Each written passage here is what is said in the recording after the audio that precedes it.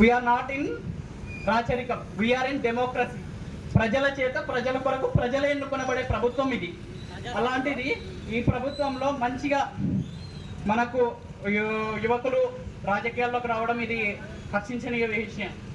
వాస్తవంకి ఏంటి అంటే ఒక టీ అమ్ముకునేటోడు ప్రధానమైనాడు. మన దేశంలో ఉన్న ప్రజాస్వామ్యానికి ఉన్న విలువ.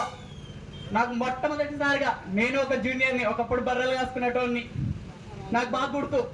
నేను ఒక సంవత్సరం బడికోలేదు, బర్రెలు కాసుకున్న. కార్పొరేట్ విద్యాలయాలు మన అల్లంపూర్ చౌరస్తా ఉండవెల్లి మండలంలో ఒక ప్రభుత్వ ఇంటర్మీడియట్ కాలేజ్, ఒక డిగ్రీ కాలేజ్ కూడా లేదు ప్రస్తుతానికి. ఇక్కడ ఎమ్మెల్యే ఆఫీస్ ఉంది, అక్కడే విశ్వశాంతి కాలేజ్ ఉంది. ఎమ్మెల్యే ఆఫీస్కు విశ్వశాంతి కాలేజీకి మధ్యలో వైన్ షాప్స్ ఉండే. యువకులు ఎప్పుడు 15 ఏళ్ళ నుంచి, అంటే నేను చదువుకున్నప్పటి నుంచి నేను ఈ విషయం మీద మాట్లాడుతున్నా, 15 ఏళ్ళు పుట్టిన పిల్లగానికి మీసాలు వస్తాయి.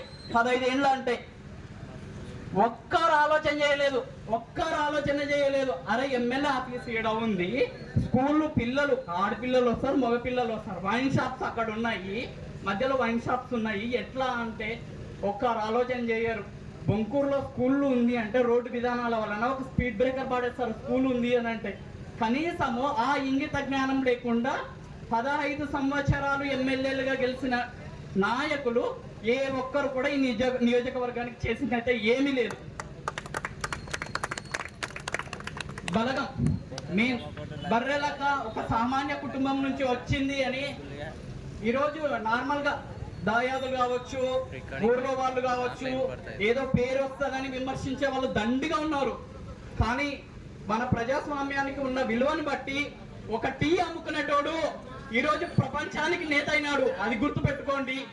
రేపు పొద్దున భవిష్యత్తు కూడా మారుతుంది. ప్రతి ఒక్కటి ఓటు హక్కు వినియోగించుకోండి, ప్రతి ఒక్కరు ఓటు హక్కు వినియోగించుకోండి. మన బర్రెలకు